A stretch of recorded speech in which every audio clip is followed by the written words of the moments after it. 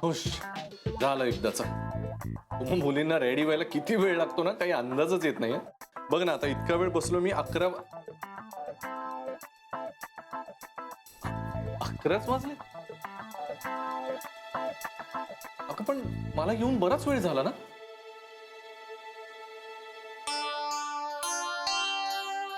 दोन वाजलेत.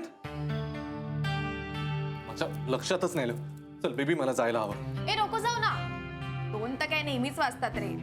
आणि तसंही आज तू घरी गेल्यावर तिच्या चेहऱ्यावर 12 वाजणारच आहेत ना. I am not joking. अगं मला निघायला हवं. नाही प्लीज थांब ना थोडा. अगं घरी जर नाही गेलो तर आपलं काम पूर्ण होईल का? मग नंतर तूच घाई करशील. हो सॉरी सॉरी. जा जा. बरं काय ऐक ना. ये यू नो व्हॉट, मला तुला काहीतरी गिफ्ट द्यावं असं वाटतंय. काय घेऊन देऊ तुला? हा, हे तुझं घड्याळ आहे ना, सॉलिड आउटडेटेड झालंय बरं का. आपण तुझ्यासाठी ना नवीन घड्याळ विकत घेऊ. अगं कशाला उभे? ए कशाला काय कशाला? तू मला किती गिफ्ट विकत घेऊन देतोस, तर मी तुला एक तर देऊ शकतेस ना. आता यावेळेस मी तुला गिफ्ट करणार घड्याळ, but only on one condition. हा, तू आधी मला त्या डिवोर्स पेपरवर साईन आणून दाखवायची. Okay? and you know what, at that time the watch will be a perfect gift because our time is gonna change now. हो की नाही? आणि दिवाळी कसली स्पेशल असणार आहे यार आपल्यासाठी. आपण ना खूप सेलिब्रेट करूया. Okay okay. हो हो हो, बस आता. आता झोप तू, मी जातो. ए थांब ना थांब ना गॅरी. यावेळेस पाडव्याला ना, म्हणजे मी असं ऐकलंय की नवरा त्याच्या बायकोला ना काहीतरी गिफ्ट देतो. तुम्हाला काय विकत घेऊन देणार आहे? ओके ओके वेट, माझी ना एक लिस्ट ऑलरेडी तयार आहे. मला ना एक नेकलेस हवे, एक पेअर ऑफ इयरिंग्स हवे, एक वॅनिटी हवी आहे, 1 पेअर ऑफ ब्रँडेड शूज हवे आणि काही ड्रेसेस पण बघून ठेवलेत मी. अजून काय हवंय? नाही बस बस एवढंच हवंय. आणि लास्ट थिंग, तुझ्याकडून ना काहीतरी सरप्राईज गिफ्ट हवंय. जे जे हवंय ना ते सगळं देईन तुला. Okay okay. थांब थांब अजून तुला माहितीये या दिवाळीचं मला सर्वात बेस्ट गिफ्ट काय असणार आहे? काय? तू तुझ्या बायकोला दिलेला डिवोर्स. गॉड या प्लीज, पण ते काम लवकर संपव एकदाच. अगं हो, लवकर म्हणजे थोडा तर वेळ लागेल ना.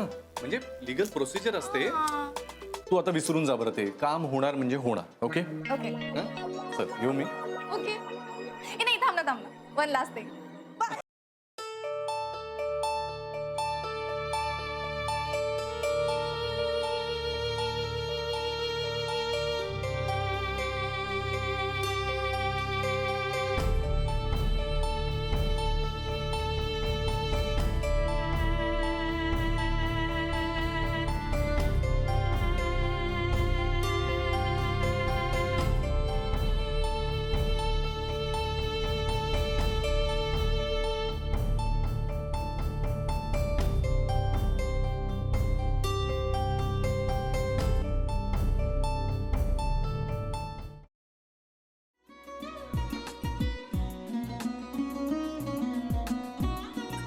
लावू का? असाच लावू ना.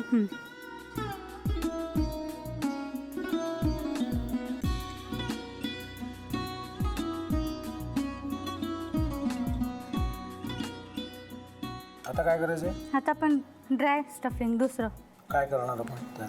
आपण ह्याच्यात मेयोनीज न टाकता बाकीचे सगळे साहित्य टाकायचे. अच्छा, हे सगळं. ऋतू, माझा तर विश्वासच बसत नाहीये. म्हणजे अगं बहिणी आमचं लग्न व्हावं म्हणून किती प्रयत्न करत होती आणि ते सगळं करताना ती शिवच्या आम्हाला माहिती पुरवते. नाही, मला नाही वाटत. गौरी खूप चांगली आहेस गं, म्हणून तुला सगळं जगत चांगलं दिसतं. पण शिव उगाच बोलला असेल का? त्याच्यावर विश्वास नाहीये का तुझा? शिववर पूर्ण विश्वास आहे मी तुम्हाला. पण तो आता हे जे काही करतोय ना, म्हणजे निशा बहिणी समोर त्या राधिका सोबत फिरण्याचं नाटक वगैरे, ते त्याचा काही उपयोग होणार नाहीये. अगं असं कसं म्हणतो?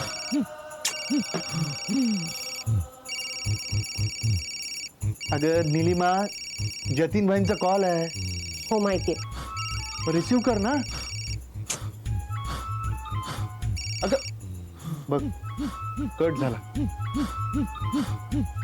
आता तू रिसीव्ह केला नाहीस म्हणून ते मला करतील. अब पुन्हा आला बघ.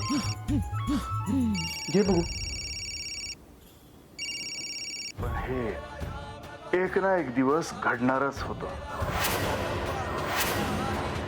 आता मला कळलं तुम्ही 2 दिवस झाले काय सांगत होता ते.